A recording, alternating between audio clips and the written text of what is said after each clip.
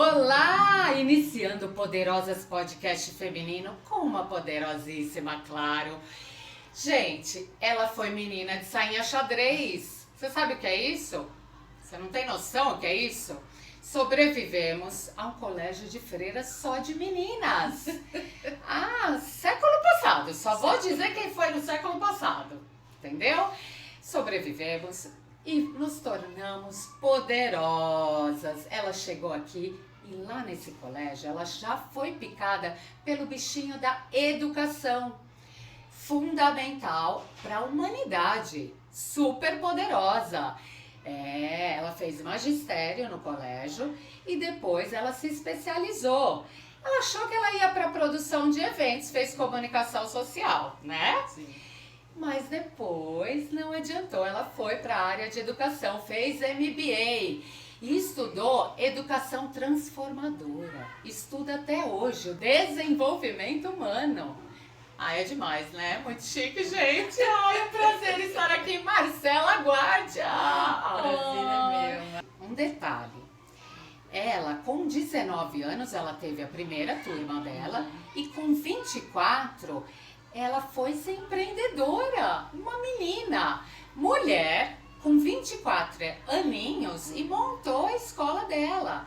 Não foi fácil, né? Conta pra gente como foi essa loucura, né, de ser empreendedora, né? Anos atrás, mulher, e tomar conta da educação, né? De crianças, né? Sim. Como que foi? Você sabe que eu acho que eu não fui picada pela educação no magistério. Acho que fui antes disso. Olha! Acho que foi antes disso. Minha mãe me lembra que eu a convenci dela me colocar na escola aos 2 anos e meio, tendo... Que pressa de estudar, né? Gente, eu tive pressa pra tudo. Eu tive pressa pra tudo e eu ficava tentando entender essa minha pressa, que eu vejo muito presente nos jovens de hoje, muito mais do que na minha época.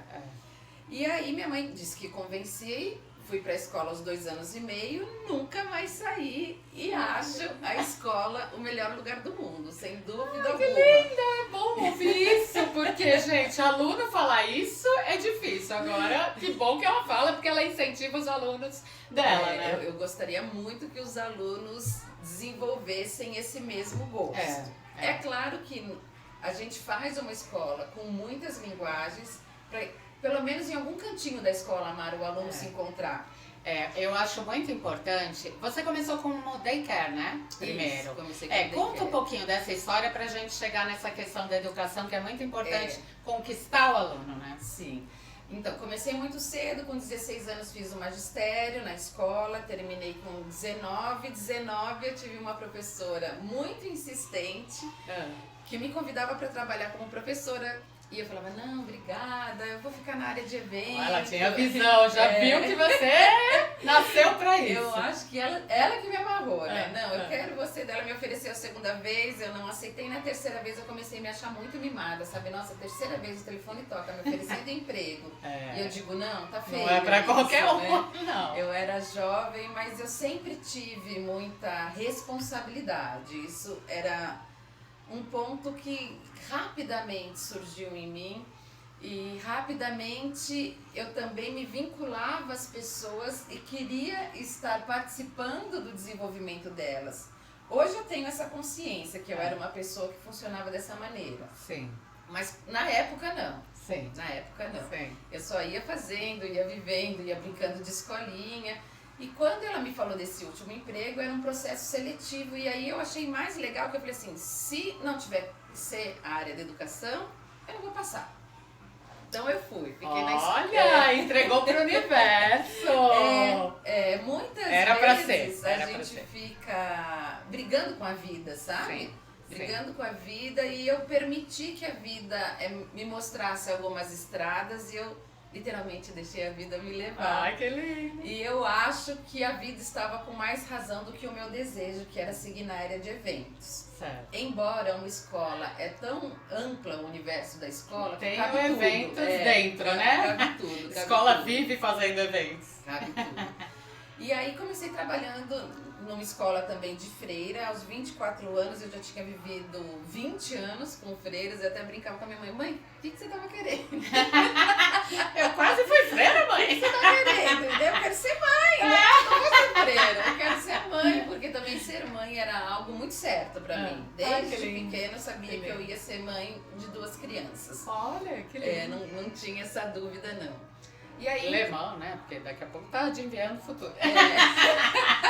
Não, mas eu acho que eu tava conectada comigo mesma, né? que Mas bom. não foi uma questão. E aí comecei na minha primeira turma com 19 anos. Para os professores que estão começando, gente, persistam, porque o primeiro ano é muito desafiador. Eu acho que os 2 primeiros anos, para quem está na pedagogia, eu falo, precisa ter 2 anos de liderança em sala de aula para começar a aprender o manejo de sala de aula, que por mais que a pedagogia te conta, você só desenvolve Na prática. na lida. É. Na lida. Né? É como que você vai dar com um aluno mais agitado, como que você vai lidar com um aluno mais retraído. E os ambientes, né? Cada escola é de um jeito também, os ambientes, sim. né? Então, assim, eu lembro que eu tinha muita dificuldade de manter uma turma disciplinada. Porque eu sou agitada no trabalho. Na vida social eu sou Que bom, a gente quieta. agradece, porque assim ela tá fazendo 1000 coisas, né? Gerando bem pro Brasil. No trabalho eu sou bem agitada, então quando eu chego em casa eu estou exausta, então minha vida social é bem pacata. Eu era uma criança bem quieta mesmo. Minha bronca é: Marcela, desce, vai brincar, vai tomar sol. Porque eu estava sempre fazendo alguma atividade comigo mesma. Trancada. Então foi muito legal ter essa experiência e encontrar o meu estilo de educar. Então minhas salas de aula são mais comunicativas, minhas salas de aulas tem muito diálogo, né, entre professor e aluno. Eu gosto de ouvir o que o aluno está pensando, o que ele está entendendo sobre aquilo. Sim. Então a minha natureza convidou a ter uma sala de aula mais movimentada. Sim. Embora, Mara, a disciplina hoje tem sido muito questionado, né? Porque acreditavam que o processo construtivo da aprendizagem fosse deixar mais solto, porque saímos, né, de uma escola mais tradicional, né? Uma educação mais centrada no falar do professor e não no desenvolvimento do aluno. E aí a gente foi para o extremo oposto, né? Que deixa livre, tudo no tempo, o aluno descobre, o aluno percebe, e também não é assim. Tem coisas que precisam ser direcionadas, modeladas. Tem o equilíbrio, não ser tão solto e não. E disciplina e persistência, eu tenho certeza que é uma habilidade que a gente precisa exercitar muito nessa geração que está aqui. Disciplina e persistência. Como a gente está vivendo num mundo muito veloz, as coisas passam muito rápido e chegam muito fácil. Quando demora um pouquinho, a gente tende a largar, porque não tem paciência, né? Ai, não. Passou, né? Passou. Não foi pra agora, porque é tudo pra ontem, né? A gente ainda não teve... a gente não é nativo digital, né? Então, mas os nativos digitais são muito inquietos, muito impacientes, então eu acho que a gente tem que retomar algumas condutas. Eu acho que essa questão da disciplina é fundamental, porque como você falou, a liberdade tem que ser com responsabilidade, não adianta. Não adianta você ter liberdade e aí não ter disciplina nenhuma. E nem vai saber fazer com ela. Então, a disciplina gera o foco que gera as ações que você, né, para onde você quer chegar, porque senão não vai, né? Você é livre, mas se você não tiver um foco, né, e só com disciplina para você ir atrás daquele foco. Não tem como fugir dela. E os professores estão num movimento e num exercício de terem que se tornar muito interessantes. Porque para ganhar hoje a atenção de um aluno, você precisa de muitas ferramentas, de muitas estratégias. Mudou, nessa questão mudou também, porque é o que você falou, antigamente ela era aquela teoria, né? Então a sala de aula, a decoreba que a gente falava, né? Tem que decorar tudo, né? E aquela aula que dava sono. Poucos professores que a gente amava, falava, nossa, um super professor, que você ficava assim, você amava a aula. Era muito difícil, né? Porque a didática tinha que ser muito boa, senão você estava odiando, porque dava um sono. Né? Na minha época a gente falava assim, ai meu Deus, fazia porque tinha que decorar, tinha que tirar nota. Não é porque tinha aquele gosto de aprender. Né? O gosto de aprender muitas vezes, e ainda um pouco, claro, né, é fundamental a participação da família, né? O incentivo da leitura. Sim. Aliás, né, eu até ia falar na apresentação, ela é uma leitora voraz, amo, dá dicas de livros. E já leu o meu também. Já li, adorei. Recomendo, eu recomendo. Não, gente. Recomendo para mulheres que estão precisando passar por um momento de virada de chave da vida, sabe? Que às vezes a gente fica só parada na reclamação, não vê solução, acha que então aceita aquele cenário porque tem que ser assim para todos sempre, né? E aí o seu livro vem contando uma história de transformação gigantesca na sua vida. E depois de uma certa idade, que muitas mulheres acham que parou ali, né? Que não vou fazer nada novo agora, arriscar. Né? Sim. Eu sou do risco. E ela recomenda livros, ela é uma leitora voraz, trabalha com educação, é fundamental, né? Sim. Gostar de ler. Mas ela aplicar isso, e é o que eu estava falando, na prática mudou, né? De só teoria, do professor, poucos que a gente adorava e falava, ai que aula sensacional, e nunca mais vai esquecer aquela matéria, nunca mais vai esquecer alguma coisa que o professor marca, né? E a gente vai pegar aquele carinho. E hoje, o que acontece? Eu vejo muito que mudou essa forma porque as escolas tiveram que se transformar para prender mais a atenção do aluno e mostrar na prática que é o que estava faltando. A gente via mais... antigamente no exterior, né? Você falava assim, nossa, quem foi fazer intercâmbio nos Estados Unidos, não sei o quê, tinha um laboratório de algo que a gente jamais imaginava aqui, né? As aulas de física, sei lá, eu tinha, né? A gente tinha alguma coisa de motorzinho assim, mas não era. Hoje tem robótica, né? Sim. Hoje vocês ensinam isso, tem, né? Então, a prática. Porque eu sou de humanas, né? Sou jornalista. Mas eu era boa de matemática. Eu comecei a odiar a matemática quando eu não via lógica. E matemática é totalmente lógico. Mas eu falava, pra quê que eu quero saber de X? Odeio X. X é letra. Quem colocou letra? X ao quadrado. Eu odiava. Então, se eu soubesse que aquele X ia ser tão importante para construir um prédio, né? Para fazer tudo tem a matemática, né? Para calcular as finanças, tudo, entendeu? Então assim, o professor que consegue ensinar na prática, a escola que investe em bons laboratórios ou vai na praça. Eles apoiaram um projeto. Quem me segue nas redes deve ter visto. Foi lindo. Eles apoiaram o projeto de calçadas brincantes. Então, que é pintar a calçada do bairro das escolas, né? Então, essas que parece simples atitude, mas dá um trabalhão, é maravilhoso, porque a criança, os pais movimentam a comunidade. Sim. E elas vão brincar na rua. E é uma forma de você estar ensinando a arte, né? Você tá levando a família para dentro da escola também, porque pais participam, está mexendo com a comunidade, com a educação, né? E eles fizeram desenhos, fizeram números, fizeram várias brincadeiras, né? E alegra a cidade. Então esses projetos que saem da sala de aula, eu acho fundamental. Sim. Porque arte é cultura, é educação, não tem como. E a gente transforma a cidade, né? Que infelizmente a gente está numa cidade muito violenta, né? Sim, Criança São Paulo são coisas que infelizmente não combinam muito, né? E a gente quer, junto a essa ONG, que são as escolas do bem, a gente quer transformar cidades em cidades do bem, cidades da criança. E você sabe que a gente está tendo feedbacks incríveis, né? Às vezes a gente vê nas câmeras, por exemplo, teve um caso que a família parou o carro, brincou na calçada e entrou e foi embora. Gente, não, isso é sensacional, porque fazer os pais brincarem juntos. Sim. Porque hoje com tecnologia, às vezes você vê um pai no celular, a mãe no outro, o filho no videogame, ou no celular também, ou no tablet. E essa desunião, né? Então, essa desconexão com o humano e com as tudo relações. Virtual, né? E com as relações, isso é muito sério, Mara.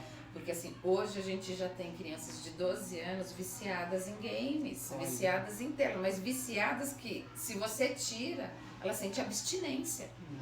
Isso é muito sério, né? As famílias param de dialogar, param de se olhar. E às vezes não percebem que o filho tá doente. Tá entrando em depressão e o pai nem sabe, tá trancado no quarto, tá falando com os amigos, tá jogando, tá se divertindo. E às vezes não sabe nem com quem tá falando. Não, e às vezes ele nem sabe também que tá trancado no quarto porque ele tá trabalhando fora. Né? E o filho, né? Então é muito importante essa questão da escola, unir a família, fazer essa conexão, incentivar o esporte, né? A outras atividades que tiram um pouco das redes, da tecnologia, viver o real, né? Que você falou.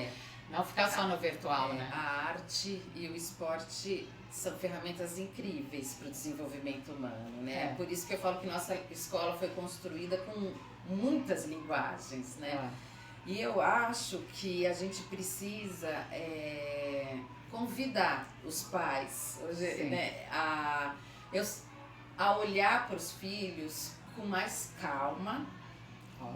Isso é importante, hein, gente? Vocês que têm filhos, presta atenção aqui na com mais sensibilidade e com mais cuidado, Mara. Hoje eu tô vendo que assim os pais estão ocupando espaços demais na vida dos filhos de maneira inadequada, de maneira de tirar o protagonismo do filho.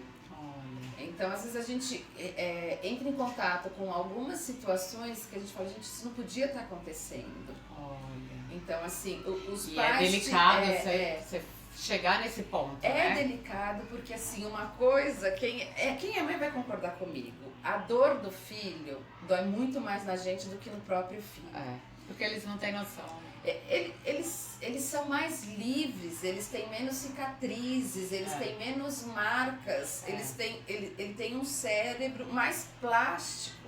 Então, às vezes, eu tenho ouvido família falar assim, não seja mais amigo dessa criança por uma briga de recreio, que durou 5 minutos, e depois as crianças já estavam brincando novamente.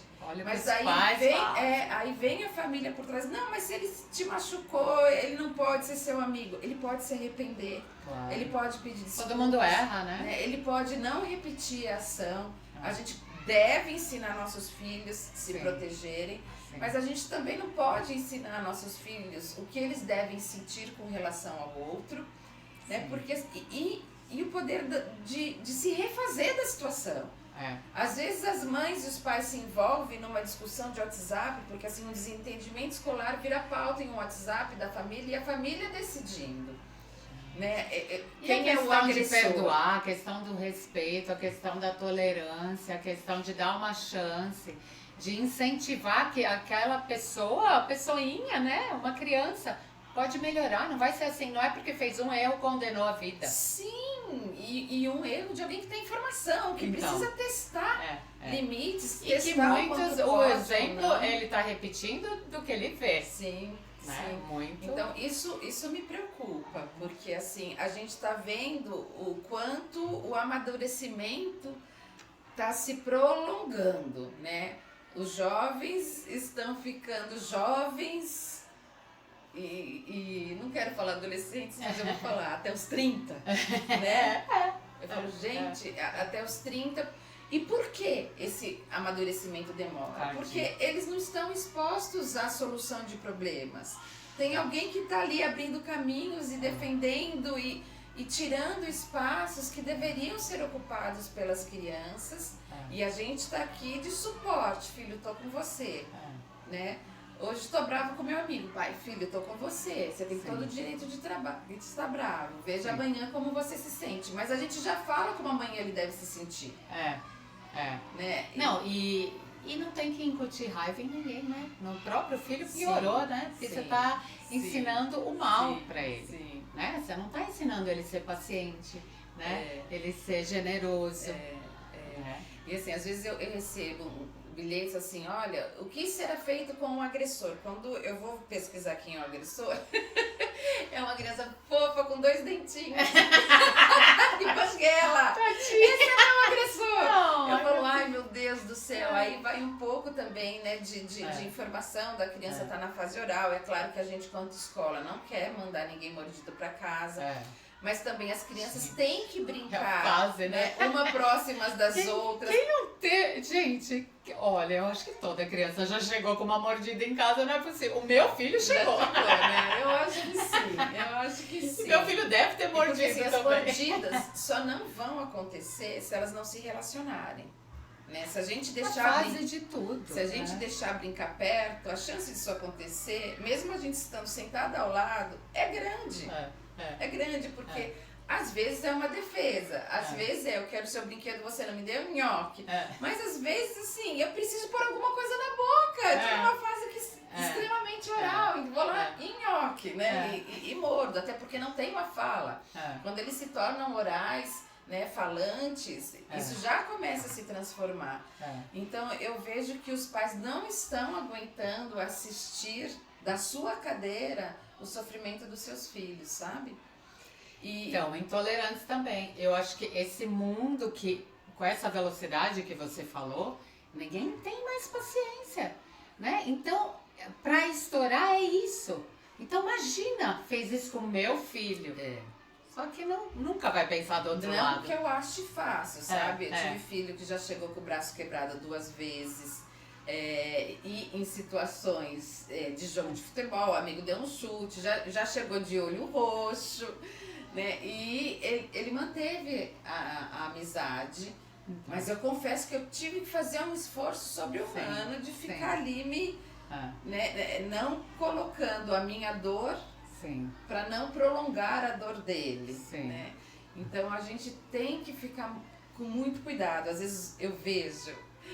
Eu acho até bonitinho, mas a gente tem que ter atenção. A gente compra aquele presente de Natal que às vezes a gente gastou fortunas e não era o presente que a criança queria.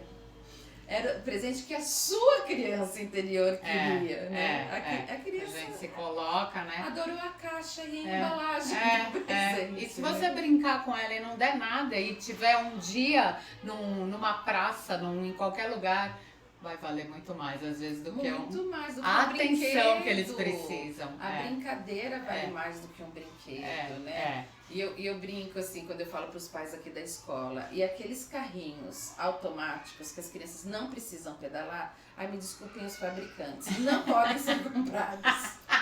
Eles precisam pedalar. Acabou com o mercado. Acabei com o mercado. Eles precisam pedalar.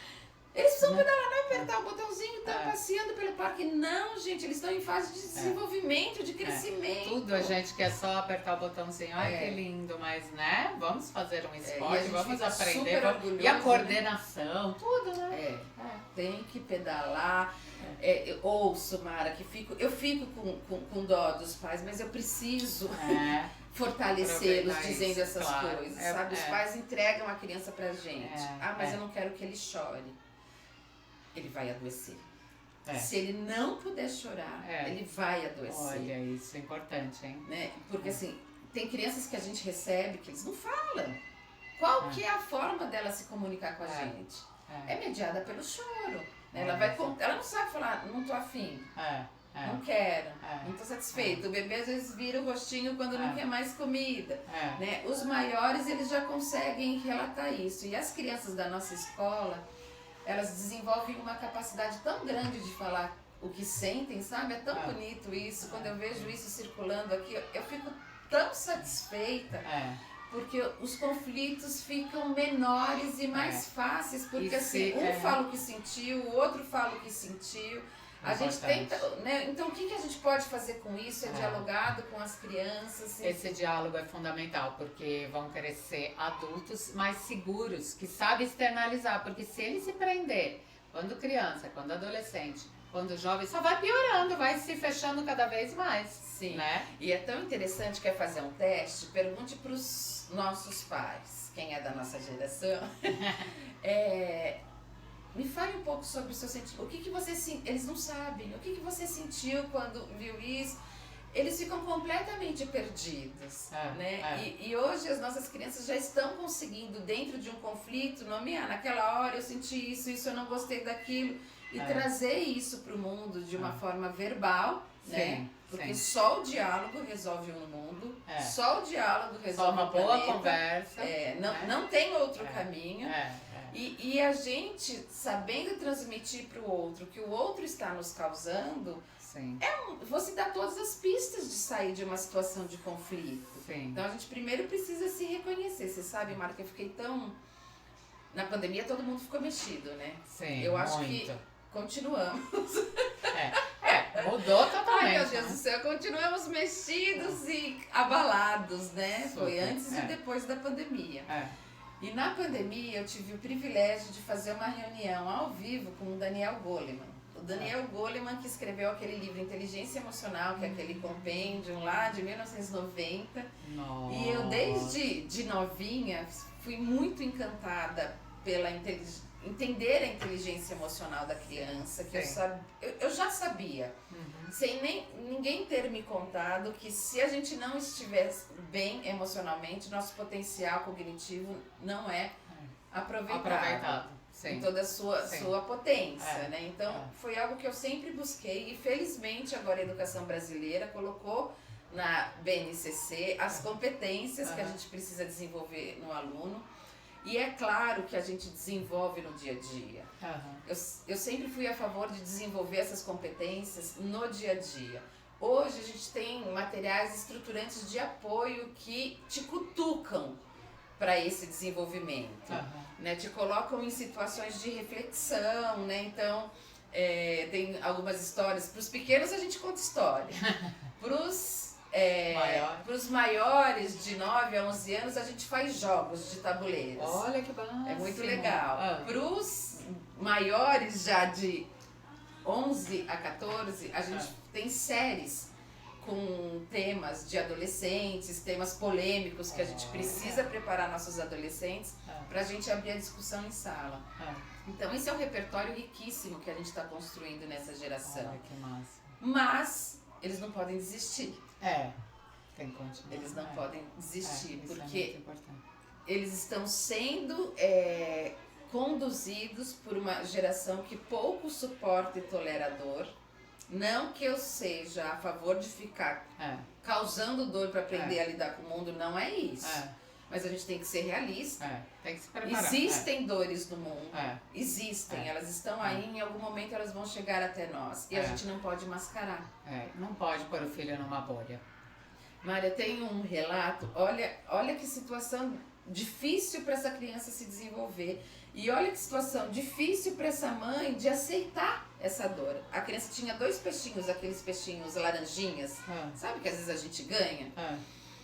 E a criança amava os 2 peixinhos. E eles têm uma vida muito curta, esses 2 peixinhos. E a mãe não deixava eles morrerem.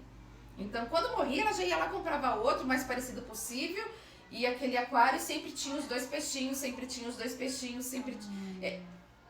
Eu tô enganando meu filho. Eu tô tirando... São os mesmos peixinhos. Eu tô tirando a chance... Ai, meu Deus, não podemos tirar a chance deles. Eu tô tirando a chance deles lidarem com uma perda que não é fácil, num momento que o cérebro está extremamente plástico, sabe? Num momento que a gente precisa prepará-los, né?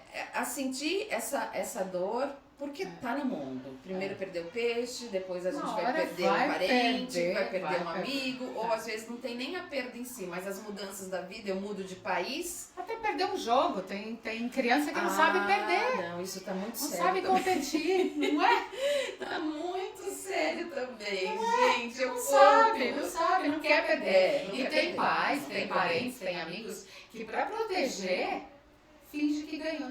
Deixa ganhar. O mal que está fazendo. A gente aconselha. Então, assim, quando joga com a criança, uma vez você ganha, outra vez eles ganham. A gente, claro, enquanto pai e mãe, a gente sempre vai dar uma almofadinha. Mas a gente não pode ir nem pro lado. Se o filho só perde, ele ficar esperto, não, vai ficar machucado, vai se sentir incapaz e ele não pode só ganhar. Porque também ele está sendo enganado. Porque a vida não traz tantas facilities assim. Tem que ter um esforço, tem que ter uma busca. Isso. E eu vejo que as crianças hoje num jogo de queimada, queimou, chorou. Não, gente, queimou, cada bola vai pro morto, vai lá que você tá no jogo. É isso mesmo. Bora tentar queimar um também, É, sabe? é. Não dá pra ficar parado, chorando, ai coitadinho, então será que então muda-se o jogo? Sabe a questão de medalhas? Hoje todo mundo ganha medalha. A medalha em primeiro lugar, segundo lugar, terceiro lugar, participação.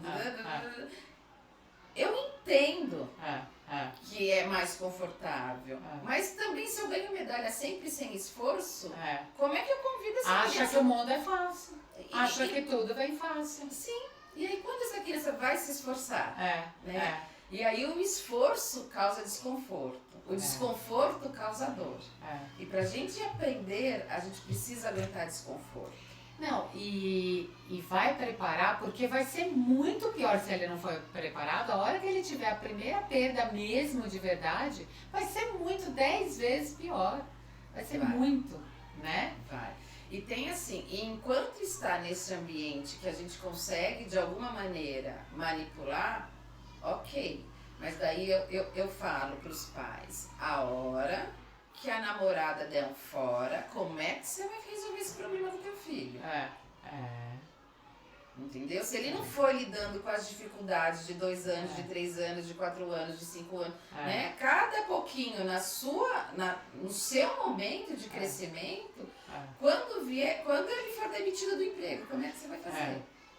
Né? Você não tem o que fazer. Você não tem o que fazer. Verdade. Eu até comentei, acho que você chegou a ver, que às vezes os pais vêm junto na entrevista de emprego. Não pode! Gente, não pode! Peraí, se tá indo trabalhar, já é um novo capítulo da vida. Já tá passando, né? E é um ingresso na vida adulta. Tá passando pra vida adulta, porque é trabalho e a responsabilidade, né? Mas eu sei que não é fácil. Como mãe, porque sou mãe de 2 lindos, sou mãe de 2 lindos, eu sei o quanto dói, o quanto não é fácil, mas não tem outro caminho. E eu queria falar, porque se deixar a gente fica aqui, né?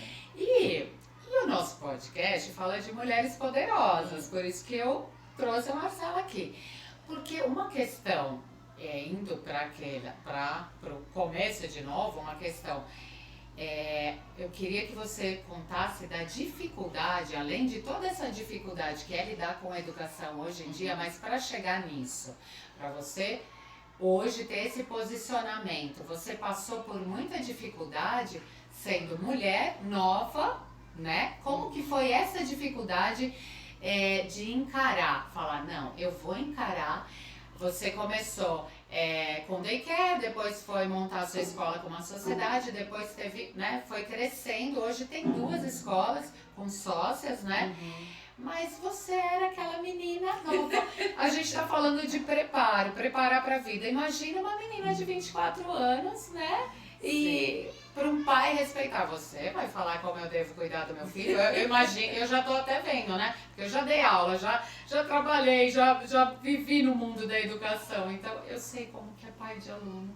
E olha, ela merece um prêmio. Professor merece também muitos prêmios, mas diretora, dona de escola, gente. Porque não é? O professor aguenta o aluno agora. Os pais. É comigo, né? Direto nessa salinha. Aliás, a gente está aqui na sala dela, estou me sentindo na Maria Braga, porque temos até frutinhas. Não, ela trouxe uma recepção aqui. Vocês devem estar escutando a criançada, até que está tranquila, né? Mas se vazou áudio da criançada é porque estamos na escola, né? Numa das escolas dela. Mas fala um pouquinho dessa dificuldade, até por questão dos pais respeitarem você. Então, eu nunca tive dificuldade por ser mulher. Olha que bom! Não tive, mas a área da educação é muito feminina, né? Já tem a tradição lá de trás, Antigamente, né? Antigamente a maioria das quando a mulher arrumava trabalho, era ser professora. Então, assim, de fato, ser mulher não me atrapalhou em nada. Que bom, algo bom! E eu acho que, sabe aquela força da juventude? Aquela energia da juventude e aquela ignorância da juventude, tudo esteve a meu favor. Tá tudo bom. Tudo esteve a meu favor. Ai, que bom. Então, não que não tiveram dores, né? Tiveram, E ainda tem, né? Às vezes quando eu vejo que a gente não conseguir fazer uma virada de chave com uma criança e com uma família, porque a virada de chave tem que ser com todo mundo, né? Uma criança não tem o poder de fazer a família virar a chave, né? Tem que ser todo mundo trabalhando junto. Eu fico muito triste, muito frustrada. Então, assim, esse tipo de coisa pra mim dói até hoje. Mas o crescimento veio um pouco com uma energia da minha juventude, minha energia de construção, né? Eu estava construindo uma escola, eu estava construindo uma família, eu estava me tornando mãe, gente. Então, e ser empreendedora já é difícil. Agora, uma empreendedora nova, mãe, e aí evoluindo, cresceu. Ela não ficou só... poderia, né? Poderia ficar pequenininha ali, mas ela foi crescendo. Hoje ela tem, a escola tem um programa bilíngue que não é fácil também, né? Porque além de, assim, uma escola, a gente não imagina o tanto de trabalho que é. Porque além de se preocupar com a educação dos alunos, que já é muito, você tem que se preocupar com a qualidade dos professores, com a formação dos professores. E como que é ter um programa bilíngue também. Então, Mara, eu sou super a favor de trabalhar com equipes especialistas. Eu juro que pra minha vaidade eu queria saber de tudo. Eu juro. Eu queria saber de todas as áreas da escola, sabe? Tem robótica, eu queria saber programar. Agora eu tô apanhando. Gênia, ela quer ser mais que um gênio. Eu tô apanhando pra aprender o Minecraft Education. Inclusive, semana que vem tem uma reunião com uma aluna que vai pro 6º ano, que a gente vai sentar juntas, que ela falou que ela vai me ensinar o que ela sabe. Então, assim, porque eu tô querendo colocar de presente para os nossos alunos do 6º ano, porque é a nossa turma inaugural do ensino fundamental. E para eu colocar de presente, porque é um pedido deles, eu preciso saber como essa ferramenta funciona, né? Então, olha que exemplo, eu queria saber de tudo, mas eu já aceitei. Demorou. Eu imagino a cabeça dela. Esse ano eu vou estudar. Eu já aceitei esse ano eu vou estudar e se quer, né? Que não vai dar. Mas a educação também abriu um mercado que não existia, né? As escolas estavam na mão ou dos religiosos ou do ensino público. E agora o mercado se expandiu. Existe, de fato, um mercado da educação que está mexendo em tudo. Então, o que eu falei que eu posso fazer para a escola? Eu posso fazer uma curadoria das melhores metodologias para colocar na escola em diferentes áreas. Isso eu posso fazer. Então, eu coloquei no entorno da escola só gente muito boa. Então, assim, o material do socioemocional é trabalhado por uma equipe que só faz isso, que é especialista, que está olhando só para isso. Imagina o trabalho que dá para você buscar esses especialistas, né? Sim. Programa bilíngue é a mesma coisa. O programa bilíngue foi o programa que eu mais olhei em quantidade. Eu acho que eu olhei todos. Eu fiquei exaurida de tanto pesquisar programa bilíngue, porque eu queria que combinasse também com a identidade da nossa escola, né? Mas achei. Tem um programa bilíngue que a gente, este ano, fez a implantação. O ano passado a gente trabalhava com uma outra metodologia, mas que realmente eu senti que faltou um pouco de fluência para as crianças. Então eu estou super curiosa de como as crianças que com 3 anos receberam o programa atual vão chegar no meu 1º ano. Estou muito ansiosa para ver, porque aí que eu vou saber o quanto eu acertei ou não nessa metodologia. Então a gente tem equipes especialistas em todas as áreas. E aí eu me perdoei. Por não saber, assim, por não saber. Eu tenho uma equipe especializada em robótica, eu tenho uma equipe de esgrima, eu tenho uma equipe de xadrez, eu tenho uma equipe de educação física, a gente tem uma equipe de socioemocional. Isso que eu queria chegar. Essa parte socioemocional. A gente vai ter que fazer 2 podcasts, deixa eu ver aqui.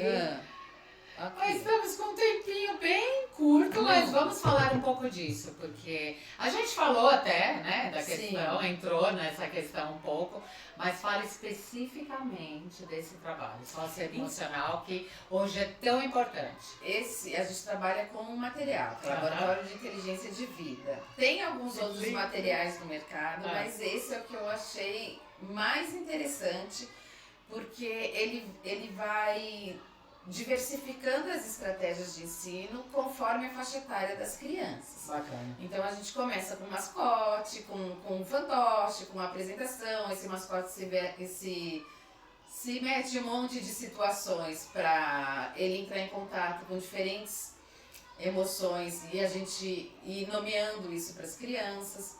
Depois isso vai se transformando num jogo de tabuleiro, depois vira minissérie e no ensino médio vira um projeto de trabalho colaborativo.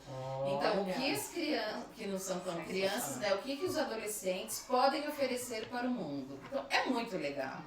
E aprender a trabalhar em grupo, no mundo conectado de hoje, não é uma opção, é uma condição. Temos aqui as rosas que eu ofereci para minha convidada, né, Marcela, e ela vai oferecer as rosas dela. Para quem você oferece suas rosas? Olha, para minha irmã. Ai, que linda! Minha irmã, Detalhe, pode falar. A minha irmã é amiga da Que Mara, nos trouxe, né? graças à sua irmã que eu conheci a Marcela, porque a gente estudou na mesma escola, mas eu estudei com a irmã dela. Sim. A gente não estudava junto. A Alessandra é um ser humano ímpar. Sim. Ímpar. Sim, eu tenho amo. muito o que aprender com ela e desde 2019 eu convidei a Alessandra para estar comigo nesse Me projeto. emociona, Ale, me emociona falar de você. Mara. Muito bom te receber.